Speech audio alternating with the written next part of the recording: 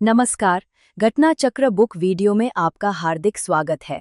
आइए प्रारंभ करें इस यात्रा को, जहां हर विषय वस्तु को हम सरल, स्पष्ट और परीक्षा उपयोगी ढंग से प्रस्तुत करेंगे। नमस्कार। आज बिहार के मैनेजमेंट इंस्टीट्यूट्स पर एक नजर डालते हैं। हमारे पास एक लिस्ट है जिसमें 4 बड़े संस्थानों के नाम हैं। अब ये सिर्फ नाम नहीं है।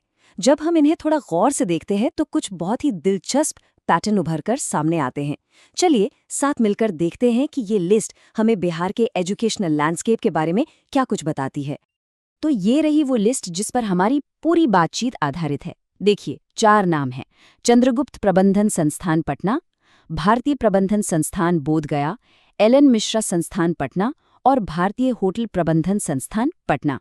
पहली नज़र में तो ये बस 4 नाम लगते हैं ना, लेकिन असल में इनकी लोकेशन, मतलब ये कहाँ पर हैं, वो एक पूरी कहानी बताता है।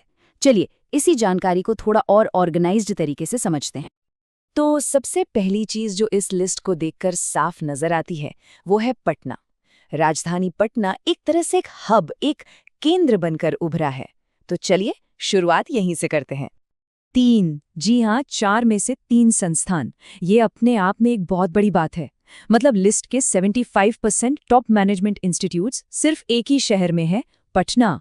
इससे एक बात तो बिल्कुल साफ हो जाती है कि मैनेजमेंट एजुकेशन के मामले में राज्य की राजधानी ही मेन सेंटर है। इस लिस्ट में पटना का जो पहला नाम है वो है चंद्रगुप्त प्रबंधन संस्थान। ये वहां का एक जाना माना मैनेजमेंट कॉलेज है। अब पटना में ही जो दूसरा संस्थान है वो थोड़ा अलग है। इसका नाम है एल.एन. मिश्र आर्थिक विकास एवं सामाजिक परिवर्तन संस्थान। देखिए, नाम से ही कितना कुछ पता चल रहा है ना। इसका फोकस सिर्फ टिपिकल कॉर्पोरेट मैनेजमेंट पर नहीं है, बल्कि ये इकोनॉमिक और सोशल डेवलपमेंट जैसे बड़े मुद्दों पर भी ध्यान देता है। और पटना की इस तिकड़ी का जो तीसरा और आखिरी नाम है वो है भारतीय होटल प्रबंधन संस्थान। अब इसमें एक और दिलचस्प बात है, इसे शांति सेवा समिति चलाती है। मतलब इसका जो मैनेजमेंट है वो एक अलग तरह के संगठन के हाथ में है, जो इसे काफी यूनिक बनाता है। तो ठीक है, हमने देखा कि पटना में मैनेजमेंट की पढ़ाई का एक पूरा क्लस्टर है जिसमें अलग अलग तरह के संस्थान हैं, लेकिन कहानी अभी खत्म नहीं हुई है। अब राजधानी से थोड़ा बाहर निकलते हैं और लिस्ट के दूसरे और आखिरी शहर की तरफ चलते हैं, और ये शहर है बोधगया। लिस्ट का चौथा और आखिरी नाम हमें बोधगया लेकर जाता है। और यहाँ कौन सा संस्थान है? भारतीय प्रबंधन संस्थान, मतलब IIM। देखिए, किसी भी स्टेट में एक IIM का होना वहाँ की मैनेजमेंट एजुकेशन को एक अलग ही लेवल पर ले जाता है, और ये बात बिहार के लिए भी बिल्कुल सच है। तो हमने पटना के 3 इंस्टीट्यूट्स देखे और बोधगया का एक नेशनल लेवल का इंस्टीट्यूट देखा। अब सवाल ये है कि जब इन सबको एक साथ रखकर देखते हैं तो पूरी पिक्चर क्या बनती है। चलिए अब इसके जो मेन टेकअवेज हैं उन पर बात करते हैं। ये जो टेबल है ये पूरी कहानी को एकदम साफ कर देती है।